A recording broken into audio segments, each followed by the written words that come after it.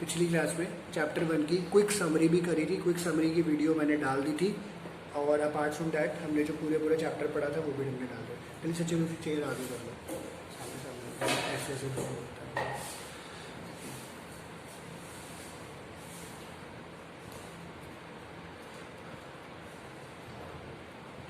तो आपने last class की वीडियो भी भेजी? लास्ट क्लास की वीडियो मैंने डाल दी है वान्या ग्रुप पे। तुम थे नहीं लास्ट क्लास में ना वान्या? ओके, कोई बात, मैंने डाल दी है समरी। पिछली क्लास में सिर्फ समरी कराई है मैंने, ठीक है, कोई चैप्टर 1 की, ठीक है, तो उस पर आप देख लेना। ओके जी। तो आज हम लोग चैप्टर शुरू करेंगे 2, जो कि इन रिलेशन टू चैप्टर 1 ही है। मैंने आपको पिछली क्लास में भी ये इन्फॉर्म कर दिया था कि चैप्टर 1 और 2 का थोड़ा सा कनेक्शन है। क्यों? क्योंकि जो पहले 3 चैलेंजेस हम लोग पढ़ रहे होते हैं, जैसे चैप्टर 1 में हम लोगों ने चैलेंजेस पढ़े थे नेशनल इंटीग्रेशन के, प्रिंसली स्टेट्स को इंटीग्रेट करना था और जो हमारे स्टेट्स हैं उनको इंटीग्रेट करना था। और सेकंड जो चैलेंज है हमारा डेमोक्रेसी इस्टेब्लिश करने का। तो डेमोक्रेसी इस्टेब्लिशमेंट ये चैप्टर 2 आपको बताता है, ठीक है, कि हमारी कंट्री में जो है डेमोक्रेसी कैसे इस्टेब्लिश करी गई। ऑलरेडी इन्होंने लास्ट में कुछ बच्चों के डाउट भी थे, तो जो लास्ट टॉपिक हमने फर्स्ट चैप्टर का पढ़ा था उसमें लिखा हुआ था कि it's not only about creating democracy, but हमें जो प्लूरलिटीज़ ऑफ आइडियाज़ थे उनको भी एक्सेप्ट करना था, क्योंकि डाइवर्सिटी है, कहते हैं ना। अब हिंदू भी थे, मुस्लिम भी थे, सिख भी थे, ईसाई भी थे, जैन, बुद्धिस्ट, बहुत सारे अलग अलग लोग यहाँ पे रहते थे, तो उन सबको एक्सेप्ट करना ज़रूरी था। एरा ऑफ 1, तो चैप्टर 2 आपको ना एरा ऑफ 1 पार्टी डोमिनेंस का बताता है, बट ये फॉर्म थोड़ा सा डिफरेंट है। ये बोलता तो ये भी है कि डेमोक्रेसी कैसे इस्टेब्लिश करेगी, प्लस ये भी बताता है एक पार्टी जिसने पूरे 15 साल तक डोमिनेट किया था स्टार्टिंग में, और ओवरऑल जो है उसने लगभग 60 से 65 साल तक डोमिनेट किया पूरे इंडिया को, वो थी कांग्रेस, ठीक है, कांग्रेस। तो आप अपनी कन्वीनियंस के लिए चैप्टर की स्टार्टिंग में लिख लीजिए पूरे फर्स्ट 15 सालों तक, 1952 से लेकर 1967 तक एक पार्टी ने डोमिनेट किया था, दैट इज कांग्रेस। 1952 से लेकर 1967 तक कांग्रेस ने डोमिनेट किया था, ठीक है। लगातार इलेक्शन पे इलेक्शन, स्टेट लेवल हो या नेशनल लेवल हो, वो जीतती आई थी, इसलिए जो है इसका डोमिनेंस हमें देखने को मिला। एंड ऑब्वियसली ओवरऑल हम लोग जानते भी हैं थोड़ा थोड़ा कि 60 से 70 सालों तक जो है इस पार्टी ने हमारे इंडिया पे राज किया है। हाँ, 1952 से 67।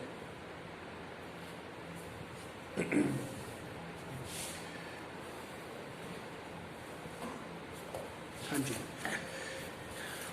ओके।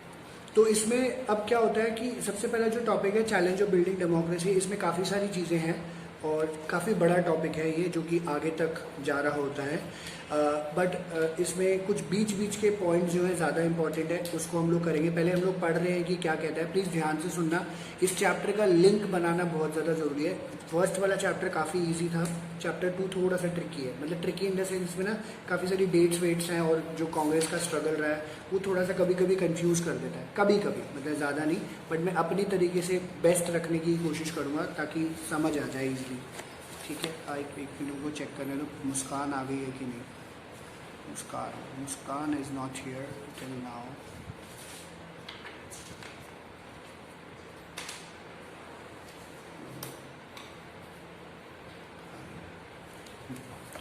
ठीक है, चलो एनीवे। तो चैलेंज ऑफ बिल्डिंग डेमोक्रेसी क्या कहता है कि हमें ये अच्छे से पता है, फर्स्ट लाइन से ही पढ़ रहा हूँ शुद्ध हिंदी में, हमें ये अच्छे से पता है कि इंडिया का जो जन्म हुआ था, भारत देश का, वो बहुत डिफ़िकल्ट सर्कमस्टांसेस में हुआ था।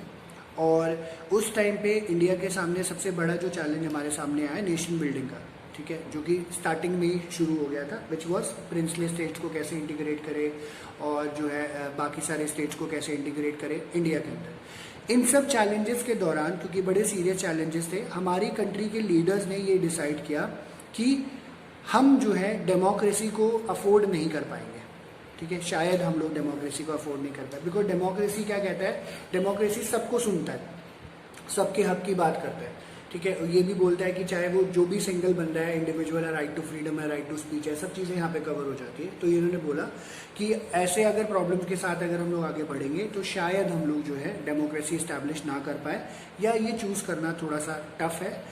दे said that national unity was their first priority and that democracy will introduce differences and conflicts. तो इन्होंने बोला कि अगर हम लोग नेशनल यूनिटी की तरफ काम कर रहे हैं, जो कि उन्होंने फर्स्ट चैप्टर में बताया भी, पूरे देश को पहले इकट्ठा करना जरूरी था, अगर ये कह रहे थे लीडर्स ये हम लोग काम करते हुए चलेंगे तो डेमोक्रेसी स्टैब्लिश नहीं कर पाएगी। क्योंकि डेमोक्रेसी के टाइम पे क्या हो रहा है, सारे लोग जो पीछे चैप्टर में हमने पढ़ा, सारे लोग अपनी अपनी स्टेट्स मांग रहे थे, ठीक है। तो कोई कुछ कह रहा है हमें स्टेट बना के दे दो, कोई कह रहा है हमें स्टेट बना के दे दो, कोई कह रहा है हमें स्टेट बना के दे दो। तो ये थोड़ा सा टेंशन वाली बात थी। और हालांकि सबसे इंपॉर्टेंट बात ये भी थी कि अभी अभी तो जस्ट हमें फ्रीडम मिला है, और फ्रीडम के साथ साथ एक और चैलेंज हम लोग उठा के खड़े हो जाए, ये थोड़ी सी दिक्कत वाली बात थी। तो इन्होंने क्या बोला कि therefore many of the countries that gain freedom from colonialism experience non democratic. तो जहाँ जहाँ जिन जिन लोगों को फ्रीडम मिली, India was one of them, वहाँ पे नॉन डेमोक्रेटिक रूल चला, ठीक है। जहाँ पे कोई राजा था या फिर कोई जो है किसी तरीके से कोई जैसे प्रेसिडेंट रूल चला या डायरेक्टली रूल कर रहे थे, तो किसी तरीके का डेमोक्रेटिक स्टैब्लिशमेंट यहाँ पे नहीं करी गई। एंड जैसे नॉमिनल डेमोक्रेसी थी, एक लीडर का कंट्रोल था, एक पार्टी का रूल था, डायरेक्ट आर्मी का रूल था, इस तरीके से फीचर्स हमें वहाँ पे देखने को मिल रहे थे, ठीक है। अगर देखा जाए तो जैसे हमने पाकिस्तान के बारे में भी थोड़ा सा पढ़ा था और चाइना के बारे में थोड़ा सा पढ़ा था, तो चाइना में वन पार्टी रूल रहा है, आज भी वन पार्टी है वहाँ पे, ठीक है। ऐसे ही जब यूएसएसआर का डिसइंटीग्रेशन हुआ था तो वहाँ पे भी वन पार्टी रूल था, कम्युनिस्ट पार्टी का। तो ये सब चीज़ें देखी गई। But once they establish themselves it was very difficult to dislodge them. तो सिंपल इज दैट कि अगर मान के चलो कि एक प्रॉब्लम हमारे सामने चल रही है, तो अभी फिलहाल जैसे आज के लिए फॉर्चुनेटली हमारे सामने डेलिसा और वर्नीत बैठे हैं हमारी क्लास में, तो मान के चलो वर्नीत बोल रही है हमें कि ना मुझे स्टेट बना के दो, और वो अगर ये कंट्री मुझे चाहिए, तो अब वो खड़ी हो गई है, ठीक है, अपने अपने जो है व्यू पॉइंट के लेकर स्टैंड ले रखा है उसने। तो अगर उसने अपने आप को स्टैब्लिश कर लिया तो डिसलॉज करना बहुत ज़्यादा टफ हो जाएगा, ठीक है। ये थोड़ी सी दिक्कत यहाँ पे रहेगी। तो ये एक चैलेंज उनके सामने शुरू से रहा, और इसके लिए वो ओवरकम करने, ठीक है, तो ये इसको ओवरकम करने को तैयार भी थे। बट डेमोक्रेसी को थोड़ा सा इनको ब्लीक लग रहा था कि ये चूज़ करना चाहिए कि नहीं करना चाहिए। अब क्या हुआ, इंडिया में भी कंडीशंस कुछ ज़्यादा डिफरेंट नहीं थी। हमारे लीडर्स ने जो है एक डिफ़िकल्ट जो है पाथ यहाँ पे चूज़ किया, but the leaders of the newly independent decided to take more difficult path. तो ये मार्क कर लेना, ये 2 मार्कर का क्वेश्चन आता है कि इंडियन लीडर्स ने डिफ़िकल्ट पाथ कौन सा चूज़ किया, ठीक है। डिफ़िकल्ट पाथ कौन सा चूज़ किया, डिफ़िकल्ट पाथ मैं ऑलरेडी बोल चुका हूँ अभी आपको, मुश्किल रास्ता, रास्तों में पत्थर है, रास्तों में गड्ढे हैं, शायद आप बॉम्बे में हो सकते हैं, ऐसा भी हो सकता है, ठीक है, क्योंकि वहाँ पे रास्तों में खड्डे और पत्थर ज़्यादा है। ओके, तो कहते हैं any other path would have been surprising for our freedom struggle was deeply committed to the idea of democracy. तो पहली बात तो यही इन्होंने बताया कि कोई दूसरा रास्ता हम चूज़ कर सकते थे, बट हमने चूज़ किया डेमोक्रेसी, डेमोक्रेसी को हमने चूज़ किया। Our leaders were conscious of the critical role of politics in democracy. तो ये चाहते थे कि डेमोक्रेटिक होना बहुत ज़्यादा ज़रूरी है, डेमोक्रेसी से कई चीज़ें आसान हो जाती हैं, ठीक है, कई चीज़ें आसान हो जाती है। तो ये एक जो है एक विजन इनके सामने था, बट थोड़ा सा एप्रीहेंसिव लोग हो रखे थे। They did not see politics as a problem, they saw it as a way of solving the problem. तो डिफिकल्ट पाथ क्या चूज किया गया कि उन्होंने ये सोचा कि पॉलिटिक्स प्रॉब्लम नहीं है, ठीक है, पॉलिटिक्स एक ऐसा रास्ता है जिसकी वजह से हम लोग प्रॉब्लम सॉल्व कर सकते हैं, ठीक है, सिंपल एज दैट। ये हमारी लाइफ में भी होता है।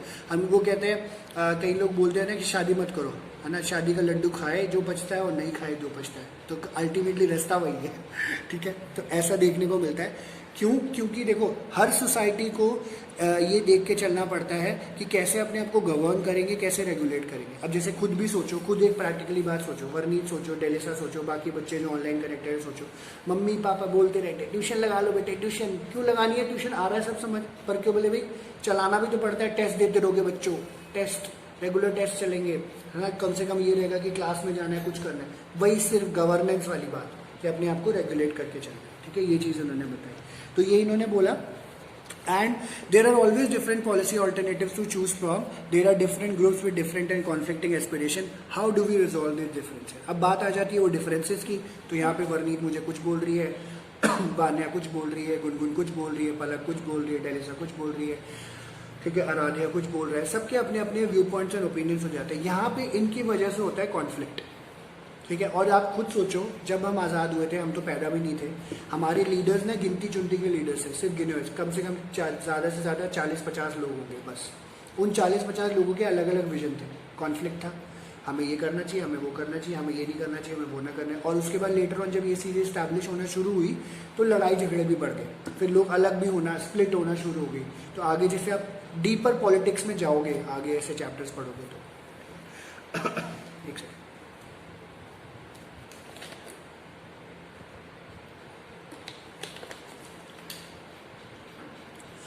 तो डिफिकल्ट पार्ट जो चूज किया गया, इन्होंने ये बोला democratic politics is an answer to this question while competition and power are the two most visible thing about politics. तो हमें पता है पॉलिटिक्स में कॉम्पिटिशन भी होता है, पॉलिटिक्स में पावर भी होती है। तभी आप देख पाते हो आज बीजेपी, आप आदमी पार्टी, कांग्रेस, है ना, शिरोमणि अकाली दल, ये वो सब लोग लड़ रहे होते हैं, सब लोगों को नेशनल एक्टिविटी, सब लोगों को नेशनल पॉलिटिक्स पे जाना है, ठीक है। तो इन्होंने ये भी बोला कि the purpose of political activity is and should be deciding and pursuing public interest. तो ultimately at the end of the day आपको ये देखना है पॉलिटिकल एक्टिविटी का पर्पस क्या होता है। हमें आम आदमी का भला करना है, हमें देश का भला करना है, ठीक है। तो मेरे सामने जो भी हो या पार्टी के सामने जो भी हो, वो ये इंश्योर करके चलते हैं कि आम आदमी का भला हो। This is the route our leaders decided to take. तो ये इसका पूरा आंसर है। आता 2 मार्कर ही है, सारे पॉइंट्स लिखने की जरूरत नहीं होती कि डिफिकल्ट पाथ हमने क्या चूज किया। डिफिकल्ट पाथ था democracy, so we could not go away with the democracy, ठीक है। हमने डेमोक्रेसी को चूज करके ही हम लोग आगे बढ़े और जो डिफरेंसेस एंड कॉन्फ्लिक्ट्स थे उसको खत्म किया गया, ठीक है जी। तो ये क्या कहते हैं, इसमें फर्दर उन्होंने बोला, तो यहाँ से एक क्वेश्चन आपका कवर हो गया। अब नीचे फिर टॉपिक शुरू हो जाता है। थर्ड पैराग्राफ के आगे आप लिख लो रोल ऑफ, एक सेकंड बता देता हूँ, role of election commission. Role of election commission third para जो अभी जहाँ पे हम पढ़ रहे हैं, ठीक है, उसके थर्ड पैरा को लिख दो, रोल ऑफ इलेक्शन कमीशन और रोल ऑफ इलेक्शन कमीशन और प्रोसेस ऑफ इलेक्शन कमीशन। वहीं पे है, अभी फर्स्ट पे ही है दिशा, चैप्टर 2 के स्टार्टिंग में ही। वीडियो को देख के ये पेन से लिखते हो, अच्छा। वो टीचर गुस्सा ठीक है, कोई बात नहीं। ये मतलब मैं दिखा देता हूँ, यहाँ पे है ये जो थर्ड पैराग्राफ है ना, ये वाला यहीं पे लिखना है, ठीक है जी। तो ये बेसिकली यहाँ से ना, हाँ क्या कह रहे हो Disha? Role and process of election commission.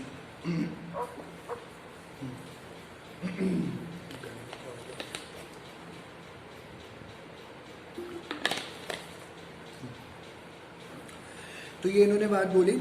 अब यहाँ से एक्चुअली में आपको ना पूरा इलेक्शन प्रोसेस आता है, 4 और 6 मार्क्स का क्वेश्चन, तो ये आगे तक जाता है, काफ़ी लंबा टॉपिक है ये वाला। तो ये क्वेश्चन आपका 4 और 6 मार्क्स का कवर हो जाता है कि इलेक्शन प्रोसेस क्या था, इलेक्शन कमीशन का क्या रोल रहा था यहाँ पे, ठीक है। और काफ़ी सारी डेट्स वगैरह भी है, तो थोड़ा प्लीज़ परेशान मत होना। इस चैप्टर ऑनवर्ड्स आपको बहुत सारी डेट्स याद करनी पड़ेंगी, उसका कोई रास्ता नहीं है। तो आप बोलोगे सर परेशान हो गए, तो होना पड़ेगा परेशान, भाई होता रास्ता, ठीक है। तो प्लीज़ डेट्स आपको याद करनी। इसका हम लोग टाइमलाइन बनाएंगे, पहले ये चैप्टर करेंगे क्योंकि आगे 1-2 चैप्टर और आएंगे। टाइमलाइन बना के बड़ा क्लियर हो जाता है, ठीक है, पर वो बात की बात है, पहले चैप्टर समझना है। तो जैसे हमने 11th में कॉन्स्टिट्यूशन के बारे में पढ़ा, हमारा कॉन्स्टिट्यूशन कब ड्राफ्ट हुआ था, तो इसमें उन्होंने बोला कॉन्स्टिट्यूशन अडॉप्ट किया गया था 26 नवंबर 1949, मार्क कर लेना, 1 मार्कर है। साइन किया गया था 24 जनवरी 1950, ये भी 1 मार्कर है। इफेक्ट में आया 26 जनवरी 1950, ये भी 1 मार्कर है। ये सब आया हुआ है, ठीक है। तो स्लाइटेस्ट सा डिफरेंस है, आपको ये याद रखना है। और इस टाइम पे इंटरिम गवर्नमेंट काम कर रही थी। इंटरिम गवर्नमेंट मतलब प्रॉपरली गवर्नमेंट हमारे सामने नहीं आई थी, शॉर्ट टर्म गवर्नमेंट थी, बिकॉज इलेक्शन तो हुए नहीं थे। एंड अब जो है हमारे लीडर्स ने ये डिसाइड किया कि डेमोक्रेटिकली इलेक्टेड गवर्नमेंट का आना बहुत ज़्यादा ज़रूरी है, तभी हमारा देश जो है चल पाएगा, वरना क्या ही होगा कुछ पता नहीं, ठीक है। तो कॉन्स्टिट्यूशन में क्या था, हमारे कॉन्स्टिट्यूशन में रूल्स रेगुलेशन लिखे चले गए थे, बस उसको उठा के मशीनरी को हमें जो है प्रैक्टिस में लेकर आना था। इनिशियली लोगों को ये लगा, जो हमारे लीडर्स थे, कि बहुत कुछ महीनों की बात है, आराम से ये काम हो जाएगा। बट इलेक्शन कमीशन जब सेटअप हुआ 1950 में, 1 मार्कर है, अंडरलाइन कर लेना, first election commission of India was setup in 1950, जनवरी 1950, ठीक है जी। इसके जो इलेक्शन कमिश्नर थे वो थे Sukumar Sen, chief election commissioner, ये भी 1 मार्कर है, इंपॉर्टेंट है। फिल इन द ब्लैंक्स आया हुआ है इस पे, ये याद करना है, हाँ, मतलब जो ऊपर वाली डेट्स है वो तो याद करनी है ना, ठीक है। Sukumar Singh chief election commissioner बने। ये match the following, 1 marker, true false, इस तरीके से आया हुआ है, काफ़ी बार पूछा हुआ है सुकुमार सेन के बारे में। एंड कंट्री के इलेक्शन जो है 1950 के आसपास होने की तैयारी चल रही थी, ठीक है। तो आप देखोगे आज से 70 साल पहले, अप्रॉक्सीमेटली 2020 चल रहा है ना, 20, ठीक है, इस तरीके से। तो ये चीज़ हुई। अब क्या हुआ कि ये सारा ये आपको इंट्रोडक्शन लिखना होता है, जैसे जो इलेक्शन प्रोसेस आता है आपका इलेक्शन कमीशन का, या इलेक्ट्रोल प्रोसेस जो भी आता है जो मैंने बताया। तो इलेक्शन कमीशन कब सेटअप हुआ, सुकुमार सिंह इसके जो है इलेक्शन कमिश्नर थे। अब इलेक्शन जैसे कंडक्ट हुआ उस टाइम पे उसको पूरा बताया हुआ है, ये आपको बाय हार्ट लर्न करना है, जो दिया हुआ है वो एज इट इज करना है। क्या कहते हैं, इलेक्शन कमीशन ने ये डिस्कवर किया, एक सेकेंड, इलेक्शन कमीशन ने ये डिस्कवर किया कि इतने बड़े लेवल पे हमारी कंट्री में इतने बड़े लेवल पे free and fair election conduct करना बहुत टफ है, काफ़ी टफ है। क्योंकि सबसे इंपॉर्टेंट बात है, India is the second largest country in terms of population, और पॉपुलेशन तो ज़्यादा था ही था। सबसे इंपॉर्टेंट बात है कि हमारे यहाँ पे जो लोग थे वो अनपढ़ थे, इलिटरेट थे। तो इन लोगों को समझा के इलेक्शन कंडक्ट कराना बड़ा टफ काम था। तो इन्होंने क्या बोला कि इलेक्शन कंडक्ट कराने के लिए हमें डिलिमिटेशन या बाउंड्रीज ड्रॉ आउट करनी थी, इलेक्ट्रल कॉन्स्टिट्यूएंसीज बनानी थी। आप लोगों को पता होगा इलेक्ट्रल कॉन्स्टिट्यूएंसीज क्या होती है। जैसे अब जैसे मैं हरिनगर बैठा हूँ तो हरिनगर विधानसभा है, तो ये कॉन्स्टिट्यूएंसी है, ठीक है। जैसे वर्नीत जनकपुरी है तो जनकपुरी विधानसभा है। ऐसे नारायणा का राजेंद्र नगर पूरा पड़ जाता है। तो अलग अलग जगह आपको अलग अलग जो विधानसभा के हिसाब से आपके कैंडिडेट्स अपॉइंट होते हैं, अकॉर्डिंगली फिर आप उनके लिए फिर वोटिंग करते हो, ठीक है। जैसे जनकपुरी से अगर वर्नीत खड़ी है तो मैं वर्नीत को वोट दे के आ जाऊँगा। हरिनगर से मैं खड़ा हूँगा तो मेरे को दे देना वोट, हाँ प्लीज़, कभी कभी, है ना। तुम नहीं दोगे तो कौन देगा यार, है ना, ठीक है। तो इस तरीके से किया जाता है। तो ये भी एक बहुत टफ काम था, क्योंकि इंडिया जो है एज अ सब कॉन्टिनेंट साइज भी बहुत बड़ा है, और इतने सारे लोगों को जो है बांटना ये थोड़ा सा टफ हो गया था। फिर इन्होंने बोला इलेक्ट्रल रोल्स बनाने थे। इलेक्ट्रल रोल्स का मतलब हमने यूनिवर्सल एडल्ट फ्रेंचाइजी को यूज़ किया था। 18 साल से ऊपर जितने भी लोग हैं सबकी पर्चियाँ बननी थी। इलेक्शन से पहले पर्चियाँ आती है सबके घर, ठीक है, और वहाँ पे डिसाइड करने जाना था कि सबको पर्चियाँ बांटनी है, सबके नाम उस पर होने चाहिए, जो लोग एलिजिबल टू वोट है, ठीक है, जो लोग वोट दे सकते हैं। एंड इस काम को पूरा करने के लिए काफ़ी टाइम लगा। जब सबसे पहला रोल बन के आया यहाँ पे तो ये देखा गया वहाँ पे लगभग 40 लाख विमेन को रिकॉर्ड नहीं किया गया है, जिसमें सिंपली लिख दिया गया वाइफ और डॉटर ऑफ करके। तो ये एक सबसे बड़ा ग्लिच था, और इस ग्लिच को ठीक करना था, क्योंकि वाइफ और डॉटर ऑफ करके हम लोग काम नहीं कर सकते थे। तो सारे लिस्ट को डिलीट किया गया, फाड़ा गया, दोबारा सब तैयार करा गया। इलेक्शन कमिश्नर ने उसको एक्सेप्ट करने से मना कर दिया, ऑर्डर दिया गया दोबारा बनाया जाए। और ये जो है मैमोथ एक्सरसाइज थी जब ये करा जा रहा था। No election on this scale had ever been conducted. इतने बड़े लेवल पे कभी भी कहीं पे भी इलेक्शन नहीं हुआ था, क्योंकि इंडिया जो है वैसे भी बहुत बड़ी कंट्री थी। And at the time there were 17 crore eligible voters. ये 1 मार्कर है। 17 करोड़ एलिजिबल वोटर्स थे, जिन्होंने 3200 MLAs को चूज करना था। ये भी 1 मार्कर है। 3200 MLAs को चूज करना था। एंड 489 मेंबर्स थे लोकसभा के, ठीक है, 1 मार्कर है इस तरीके से, ठीक है। तो 17 करोड़ एलिजिबल वोटर्स, 3200 MLAs को चूज करना था, 489 मेंबर्स ऑफ लोकसभा। और अब ये इमेजिन करो हमारी इंडिया की दुर्दशा, 15% लोग सिर्फ पढ़े लिखे थे। मतलब आप देखो 17 करोड़ में से लोग सिर्फ 15% पढ़े हुए। तो ये हमारे देश की दुर्दशा थी एक्चुअली, और इसका बहुत मजाक बनाया गया उस टाइम पे बहुत सारे लीडर्स ने, बाहर की कंट्रीज ने, जो हमें देख रही थी।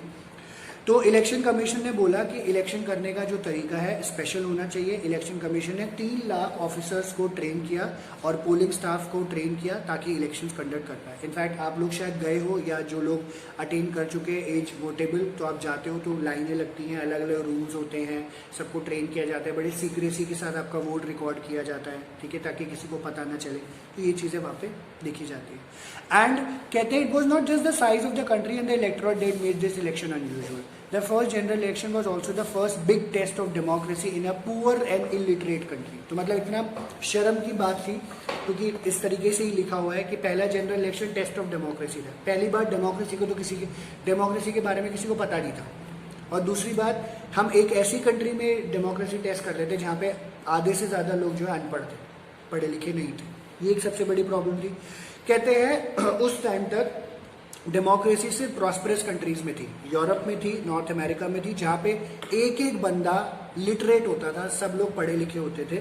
बट बाय दैट टाइम कई कंट्रीज में एक सिचुएशन ऐसी भी थी कि उन्होंने यूनिवर्सल एडल्ट फ्रेंचाइजी को चूज नहीं किया हुआ था, इंडिया ने चूज किया। इंडिया ने डेमोक्रेसी भी चूज़ करी, इंडिया ने यूनिवर्सल एडल्ट फ्रेंचाइजी भी चूज़ करी कि भैया हम चाहे वो लड़की हो चाहे वो लड़का हो, 18 साल से ऊपर 18 साल का हो, सब लोग वोट देंगे। और ये लोगों ने देखा तो बोला this is a very bold and risky move, ठीक है। इस तरीके से इन्होंने जो लोग देख रहे थे। अब क्या हुआ क्योंकि आप कोई काम करोगे और इंडिया कोई काम करे तो उसमें कोई जो है नाम ना निकाले। जब हम घर में बर्तन ढंग से मांज नहीं पाते तो मम्मी नाम निकाल देती है, तो इंडिया पे इलेक्शन हो रहे तो ऐसा भी हो जाता है। मेरे घर पे मेरी वाइफ निकाल देती है नाम, तो इसलिए मैं रिलेट कर पाता हूँ। तो क्या हुआ, लोगों ने काम में नाम निकालना शुरू कर दिया। इंडियन एडिटर ने बोला, एक बंदा था, ये तो सबसे बड़ा गैम्बल है हिस्ट्री में, इतना बड़ा सट्टा लगा रहे हो, डेमोक्रेसी का टेस्ट इतना फेल हो जाएंगे सारे के सारे। कौन आएगा इलेक्शन देने, कौन आएगा वोटिंग करने, कोई नहीं आएगा। एक जो ऑर्गेनाइजर मैगजीन में बंदा था उसने बोला कि जवाहरलाल नेहरू भाई साहब जिंदा रहेंगे किस लिए, सिर्फ ये कन्फेस करने के लिए भाई साहब देखो कितना बड़ा फेलियर हुआ, हमने इतने बड़े लेवल पे इलेक्शन कंडक्ट करे और फेल हो गया। तो इस तरीके से वो बोल रहा था। और एक इंडियन सिविल सर्विसेज, क्योंकि ब्रिटिशर्स ही जो है सिविल सर्विसेज एग्जाम्स यहाँ पे छोड़ के गए हैं, लेगेसी अंग्रेजी छोड़ गए और इंडियन IAS एग्जाम भी छोड़ गए, ठीक है, जिसके लिए हम लोग लड़ते रहते हैं। उन्होंने बोला आगे आने वाली जनरेशन जो कि फ्यूचर एनलाइटन एज होगी विल व्यू विद एस्टॉनिशमेंट, चकाचौंध से शॉकिंग व्यू जो है शॉकिंगली इस चीज को देखेंगी, द एब्सर्ड फेस ऑफ लटकी हुई शक्लें of the recording of votes of millions of अनपढ़ लोग, ठीक है, मतलब उल्टी पुल्टी शक्लें जिसको कुछ आता जाता नहीं है, जो लोग पढ़े लिखे नहीं है, वो लोग वोट रिकॉर्ड कर रहे हैं, उनकी शक्लों को देखने के लिए हमें तैयार होना है। क्योंकि किसी को पता ही नहीं है व्हाट इज डेमोक्रेसी। जब आधी जनता पढ़ी ही नहीं होगी, पढ़े लिखे नहीं होंगे, तो उनको डेमोक्रेसी का कोई मतलब पता नहीं होगा। ये इन्होंने यहाँ पे बताया, ठीक है। कहानी अभी खत्म नहीं हुई है, रुको जरा सुनो। तो कहते हैं इलेक्शंस की बारी आई तो पोस्टपोन कर दी गई ट्वाइस, जैसे अभी बोर्ड के एग्जाम पोस्टपोन हो रहे थे बार बार क्योंकि कोरोना हो गया था, तो 2 बार इसको पोस्टपोन किया गया। फाइनली अक्टूबर 1951 से लेकर 1952 जनवरी तक हुआ। ये डेट आपको याद रखनी है, 1 मार्कर है। अक्टूबर 1951 से फरवरी 1952 1 मार्कर है। मोस्ट ऑफ द इलेक्शन जनवरी और फरवरी के महीने में हुए थे 1952 में, इसलिए इसको 1952 का इलेक्शन बोला जाता है। एंड उसमें हर 5 साल आप ऐड करते चलो, 1952 से लेकर आज तक हर 5-5 साल में इलेक्शन हुए हैं। 52, 57, 62, 67, 72 इस तरीके से चलता है, ठीक है जी। तो याद रहेगा। तो 52 से आप काउंटिंग करना, 5-5 साल ऐड करते रहना, क्योंकि डेट्स आपको याद करनी है, ठीक है। क्योंकि आगे आप डेट्स का खेल थोड़ा सा ज़्यादा है, ज़्यादा नहीं है, थोड़ा सा ज़्यादा है बस, ठीक है। ये चीज़ हमने बताई। तो कहते हैं 6 महीने लगे कैंपेन करने में, पोलिंग करने में, काउंट करने में, ठीक है। ये सब होता है, आज भी होता है, पहले भी होता था। इलेक्शन बहुत ज़्यादा कॉम्पिटिटिव थे। एट एन एवरेज ये देखा गया 1 सीट के लिए 4 कैंडिडेट खड़े थे। लेवल ऑफ पार्टिसिपेशन एनकरेजिंग था। हाफ तो 17 करोड़ में से लगभग 8.5 करोड़ लोग, लगभग 8-9 करोड़ लोग जो है वोटिंग डे के दिन जो है इलेक्शंस के दिन वोट देने आए। जब रिजल्ट आया सब लोगों ने एक्सेप्ट किया, हम हारे हैं, हम जीते हैं, ठीक है। हारे हारे हारे, हम तो दिल से हारे, तो हार गए लोग, और जीते जीते जीते जो दिल से जीते उन्होंने वो भी चीज़ यहाँ पे करी, एक्सेप्ट किया गया, कोई गेम प्ले नहीं था यहाँ पे। फिर अब क्या हुआ, जो इंडिया ने काम किया तो पहले नाम निकाला, अब जो है वाहवाही की बात आती है क्योंकि काम तो सक्सेसफुल हो गया। तो इंडियन एक्सपेरिमेंट जो ये हुआ, तो लोगों के जो क्रिटिक्स ने जो है इसको गलत ठहराया। टाइम्स ऑफ इंडिया सबसे पहले आया, क्योंकि times of India actually British newspaper होता था, बाद में हम लोगों ने खरीद लिया था इंडियन ने। तो टाइम्स ऑफ इंडिया ने बोला कि भाई साहब सब लोगों के डाउट्स थे और वो डाउट्स अब सारे साइड में रखा जाए। इंडिया ने जो एक्सपेरिमेंट किया है यूनिवर्सल एडल्ट फ्रेंचाइजी के साथ, वो बहुत बड़ा रिस्की एक्सपेरिमेंट था, बट सक्सेसफुल हुआ लार्ज स्केल पे, तो बहुत खुश हुए टाइम्स ऑफ इंडिया वाले। फिर हिंदुस्तान टाइम्स, ठीक है, ये भी हमारा न्यूज़पेपर नहीं होता था, लेटर ऑन फिर हमारे पास आया था। तो that said there is a universal agreement that the Indian people have conducted themselves admirably in the largest experiment in democratic election in the history of the world, ठीक है। तो सिंपल सी बात है, भेड़ चाल थी, इलेक्शन देना था, पहली बार ऐसा हो रहा था, लोगों से वोट डलवाए गए, लोग हंसी खुशी गए, माहौल देख के तो इलेक्शन हो गए, ठीक है, ये चीज़ करी गई। And observers outside India were equally impressed. तो बाहर से जो लोग इस चीज़ को देख रहे थे वो भी बहुत खुश है। जैसे इस टाइम पे राम मंदिर हमारा बन रहा था तो बहुत लोग खुश थे। न्यूयॉर्क टाइम्स स्क्वायर पे राम मंदिर की वीडियो चल रही थी वहाँ पे, तो बहुत ज़्यादा खुश हुए, श्री राम के नारे लगाए जा रहे थे, ठीक है। तो ये हुआ। एक मिनट, हाँ,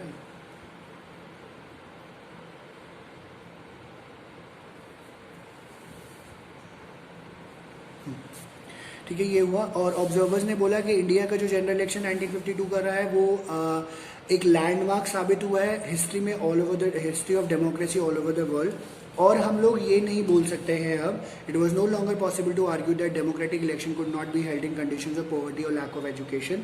it prove that democracy could be practice anywhere in the world. तो एक्चुअली इंडिया ने एक एग्जाम्पल भी सेट किया जहाँ पे लोग ये महसूस करते थे कि डेमोक्रेसी सिर्फ प्रॉस्परस कंट्रीज में हो सकती है, बट इंडिया ने ये एग्जाम्पल दिया कि इंडिया भाई डेमोक्रेसी हर जगह हो सकती है, और लोगों ने इस मॉडल को फॉलो भी किया। ठीक है, इसको ये देखते हुए कि इंडिया जब डेमोक्रेटिक हो सकती है तो बाकी सारी कंट्रीज भी हो सकती है, तो ऐसा वहाँ पे देखने को मिला। तो ये इन्होंने यहाँ पे कहानी बताई जो कि इन्होंने फटाफट यहाँ तक लेकर आए हैं। ठीक है, इस कहानी में किसी को डाउट, किसी को कुछ पूछना है? वर्णित क्लियर है? दिल्ली साहब, हाँ पढ़। किसी का कोई डाउट, कोई कनेक्शन लूज हो गया हो, दिमाग का नहीं, मतलब यहाँ पे दिमाग का तो सारा ही है।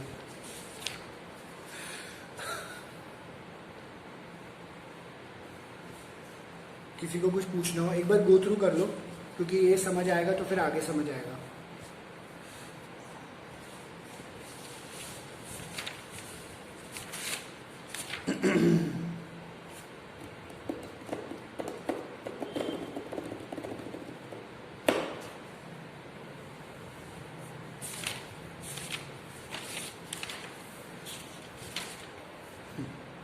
तो इतने सारे एमएनएस वगैरह की क्यों इतनी जरूरत थी?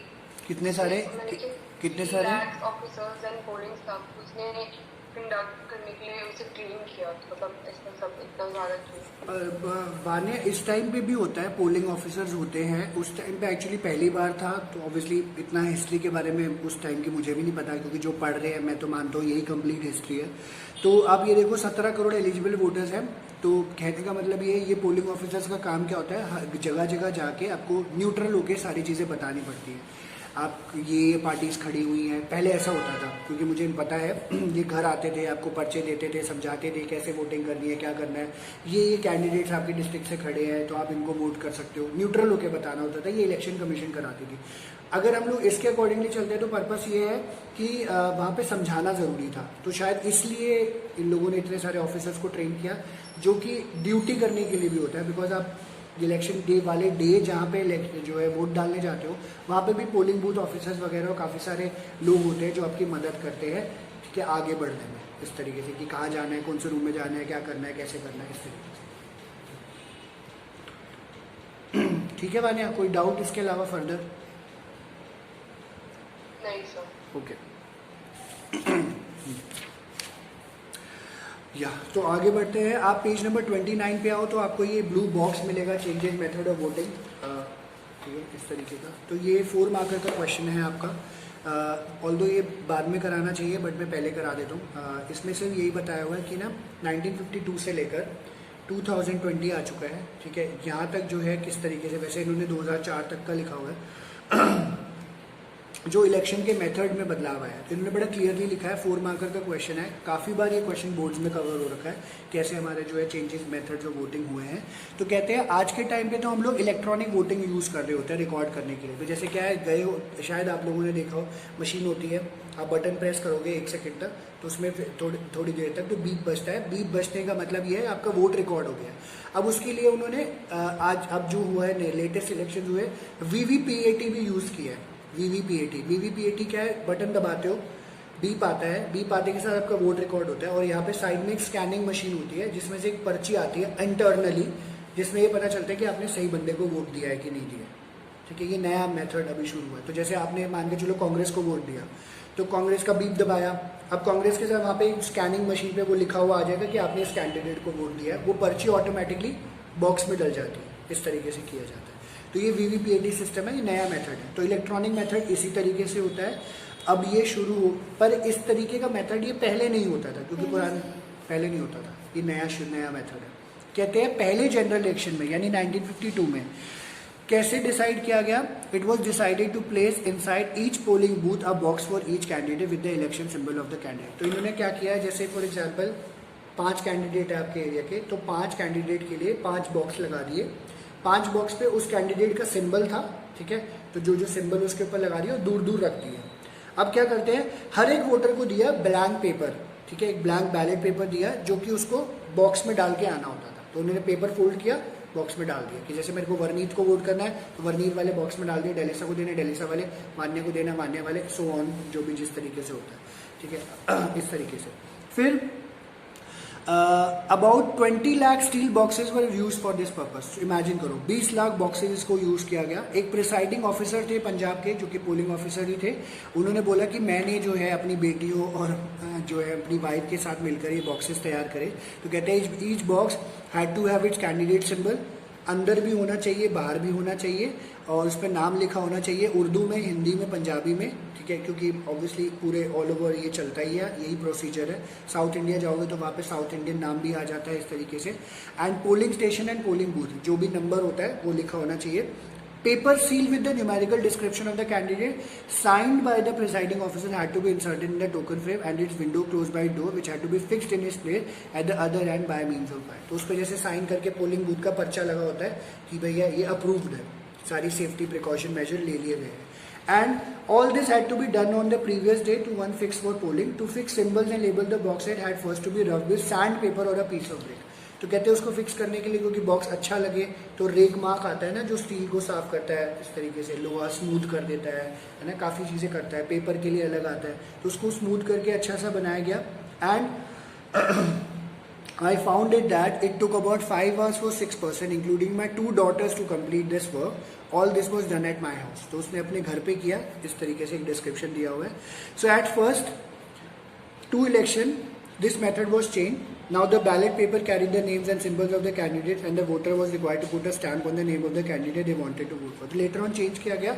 अब उन्होंने क्या किया, पर्चे छापे, पर्चे छपे हुए थे, सब कैंडिडेट के नाम थे। कैंडिडेट के नाम पे आपको एक वोटर की मोहर मिलती थी, उस पर जगह से जोर से ठप्पा मारते थे और बॉक्स में डाल देते थे, फिर उसको जाके काउंट किया जाता था, इस तरीके से करते थे। And this method work for nearly 40 years, 40 सालों तक ये चला। Towards the end of the 1990s, the Election Commission started using the EVM, and by 2004 the entire country had shifted to the EVM. ठीक है, तो EVM तक completely shift हो गया है, और नया जो है वो EVM plus VVPAT है। ठीक है, EVM plus VVPAT, पता नहीं शायद अपडेट हुआ है कि नहीं हुआ बुक में, तो ये दिया हुआ है, नहीं लिखा हुआ उसमें, यहाँ पे ये पढ़ रहे हैं वीडियो, ठीक है, कोई बात नहीं। तो ये आपका चेंजिंग मेथड जो वोटिंग था। पीछे जो पंजाब वाले भाई साहब, पीछे जो पंजाब वाले भाई साहब की कहानी आई है वो आपको नहीं लिखनी है, बाकी आपको सारा लिखना पड़ेगा कि क्या मेथड था और फिर उसके बाद क्या चेंज हुआ। ठीक है, और अब जो चल रहा है ईवीएम ही चल रहा है, बस जस्ट अ डिस्क्रिप्शन ये नहीं है। ठीक है, आई होप ये क्लियर हुआ आपको। व्हाट इट क्लियर है ये।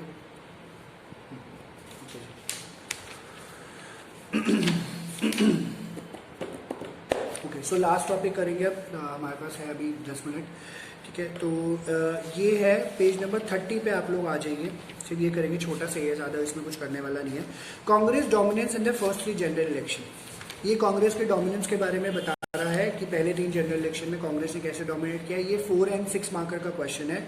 जैसे क्वेश्चन आ जाता है why Congress dominated in first 3 general election, इसका रीज़न है जो कि इन्होंने बताया है, बट इसका प्रॉपर क्वेश्चन जो है वो आगे आता है, वो बाद में हम लोग करते हैं। पहले फिलहाल ये समझ लेते हैं कि कांग्रेस का डोमिनेशन बना कैसे। मैंने आपको ऑलरेडी बता दिया, 1952 से लेकर 1967 तक जो है कोई और पार्टी नहीं, सिर्फ कांग्रेस थी। अब क्योंकि सिर्फ एक पार्टी है और ये लोग वो थे जो फ्रीडम स्ट्रगल में हमारे साथ खड़े थे। ठीक है, तो मतलब आज़ादी दिलाने में और कॉन्स्टिट्यूशन लिखने में, तो लोग इनसे ना अटैचमेंट फील करते थे कि भैया यही लोग हैं, इन लोगों ने हमें जो है बताया, समझाया, ये चीज़ करी, तो लोगों ने बड़ा लिंक किया। अब लोगों को क्लियरली पता था कि और कोई पार्टी नहीं जीतेगी। मतलब हालांकि इंडिपेंडेंट कैंडिडेट्स भी बहुत सारे थे और भी काफ़ी सारी पार्टीज थी, बट हर बार 15 सालों तक लगातार कांग्रेस को ही वोट मिला, हर बार। तो यही इन्होंने यहाँ पे बताया कि जब रिजल्ट आया फर्स्ट जनरल इलेक्शन का, तो लोगों को सरप्राइज नहीं मिला यहाँ पे। इंडियन नेशनल कांग्रेस का पता था कि इलेक्शन जीतेगा, वही इलेक्शन जीती। कांग्रेस पार्टी इसका नाम था, properly known as had inherited the legacy of the national movement। तो ये लाइन मार्क करना, the Congress party as it was popularly known had inherited the legacy of the national movement, because national movement में इन्होंने जो है बहुत important role play किया था, इसलिए जो है कांग्रेस पार्टी को देखा जा रहा था यही वो पार्टी है, यही है हमारे कर्ता धर्ता। ठीक ठीक है, इसी को हम वोट करेंगे। And it was only party then to have an organisation spread all over the country, क्योंकि कांग्रेस 1881 से काम कर रही थी, आई थिंक 1885 से 1885 से, और कोई ऑर्गेनाइजेशन पॉलिटिकल पार्टी की नहीं थी जो इस तरीके से काम कर रही थी। एंड ये तो पहला रीज़न बना, इनहेरिटेड द लेगेसी। दूसरा इन्होंने बोला जवाहरलाल नेहरू उसके मोस्ट पॉपुलर और कैरिस्मेटिक लीडर थे, ये दूसरा रीज़न बना, क्योंकि ना इनके जो लीडर्स बड़े सही थे, बढ़िया लीडर थे, ठीक है। तो उस टाइम पे जवाहरलाल नेहरू को रिकॉग्नाइज ऐसे किया गया, तो ये सेकेंड रीज़न बना कांग्रेस की पॉपुलैरिटी का। उन्होंने कांग्रेस का कैंपेन चलाया और टूर किया। When the final result was declare the extent of the victory of the Congress did surprise many. The party one 364 out of 489 seats in the first Lok Sabha and finished way ahead of any other challenger, ठीक है। तो ये mark कर लेना, 364 सीटें जीती थी पहले इलेक्शंस में और 489 में से, और काफ़ी आगे थी बिकॉज इसके आसपास भी कोई नहीं पहुंच पाया था इसके आसपास भी। And communist party of India that came next in terms of seats one only 16 seats. तो ये आप मार्क कर लेना। सीपीआई जो केरला की पार्टी थी, लिख लेना, सीपीआई केरला की पार्टी थी, ये सेकेंड लार्जेस्ट पार्टी थी इन टर्म्स ऑफ वोट, नहीं इन टर्म्स ऑफ सीट लिखा हुआ है, sorry in terms of seat, second largest party in terms of seat, ठीक है। तो मतलब कांग्रेस के बाद जो सेकेंड लार्जेस्ट पार्टी थी, मतलब फर्स्ट लार्जेस्ट पार्टी के पास 364 सीटें हैं, सेकेंड लार्जेस्ट पार्टी के पास 16 सीटें, ठीक है। तो second largest party in terms of vote was communist party. State elections were held with Lok Sabha election. Congress scored big victory in those election as well. तो स्टेट के इलेक्शन हुए, नेशनल इलेक्शन हुए, दोनों में जीते, एक्सेप्ट इन्होंने बोला कि ट्रैवनकोर चेन्नई, ट्रैवनकोर कोचिंग केरला मद्रास उड़ीसा यहाँ पे नहीं जीत पाए। Finally even in this race Congress ने अपनी गवर्नमेंट को फॉर्म कर लिया एंड कांग्रेस ने नेशनल और स्टेट लेवल पे दोनों पे जो है अच्छे से रूल किया। एंड ऑब्वियसली क्लियर ये पता था जवाहरलाल नेहरू जो है फर्स्ट प्राइम मिनिस्टर बने जनरल इलेक्शन के बाद, ठीक है। नेक्स्ट पैराग्राफ मैप के ऊपर है, मैप अभी बाद में देखेंगे हम लोग, तो इसको आप स्किप कर सकते हो। इसके बाद आप सीधा जो है इसके नीचे वाले पैराग्राफ पे आओगे तो लिखा हुआ है the extent of victory of Congress was artificially boosted by electoral system. सब लोगों को पता था कि कांग्रेस ने जीतना है, बट आपने क्या किया, इंडियन गवर्नमेंट ने इलेक्शन रखवाया तो आर्टिफिशियली बूस्ट मिल गया, लोगों ने वोट किया, वाहवाही हुई, भाई साहब कांग्रेस ने जीतना था, हमें तो पता ही था, कांग्रेस को जिताया गया। कांग्रेस ने 4 में से लगभग 3 सीटें जीती, बट उसको हाफ ऑफ द वोट्स भी नहीं मिले थे, आधे वोट भी नहीं मिले, उसके बावजूद भी जीती। कैसे? 1952 में कांग्रेस को 45% टोटल वोट पड़े, बट 74% सीट वो जीत गई, 74%। सोशलिस्ट पार्टी थी यहाँ पे, the second largest party in terms of vote, secured more than 10% of the vote all over the country. तो ये अंडरलाइन कर लेना। सीपीआई जो थी, कम्युनिस्ट पार्टी जो अभी हमने पढ़ा, लार्जेस्ट पार्टी थी इन टर्म्स ऑफ सीट।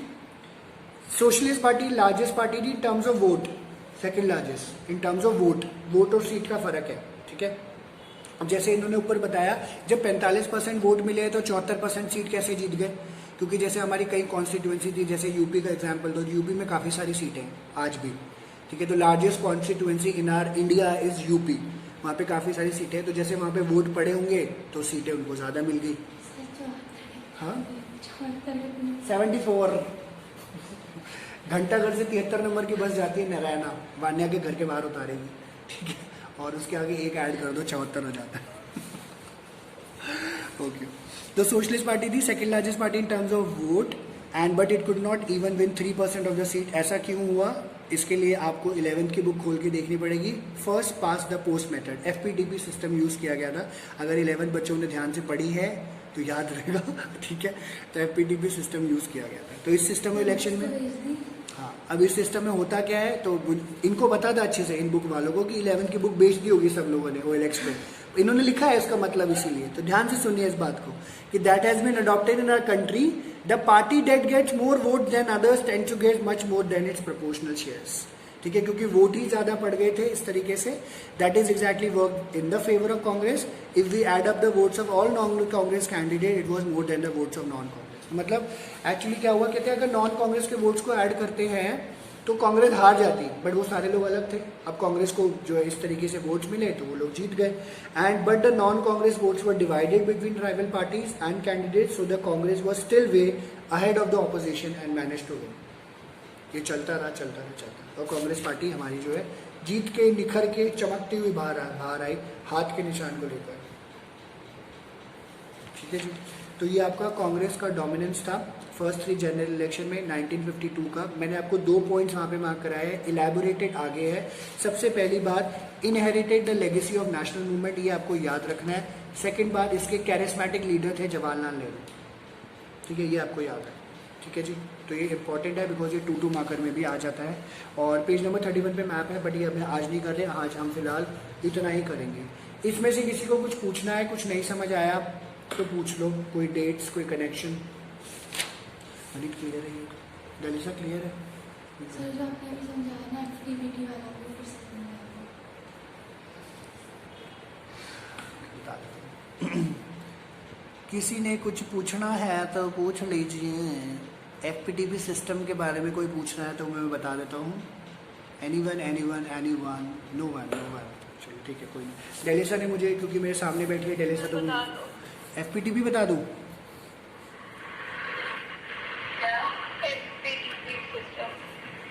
बता।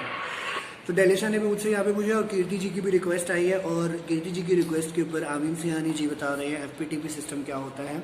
तो in this system of election, ये यहाँ पे लिखा हुआ है practically, that has been adopted in our country, the party that gets more votes than others tend to get much more than its proportional share. अब अगर ऊपर आप देखोगे तो इसमें इन्होंने बोला है कि Congress obtain 45% of the total votes. अब वो 45% ऑफ द टोटल वोट्स जहाँ पड़े होंगे और अगर वहाँ पे सीटें ज़्यादा होंगी तो ऑटोमेटिकली आपको सीट कैप्चर हो जाएगी। सिंपल सी। अब जैसे अगर हम लोग हरिनगर में बैठे हैं, हरिनगर में 10 सीट है, बट जनकपुरी में 2 है, वोट यहाँ पे पड़े 10 सीटों पे मेरा कैंडिडेट जीत गया, तो सीटें मेरे पास ज़्यादा आ गई। जनकपुरी में एक बंदा भी हारेगा तो 50% से हार गया।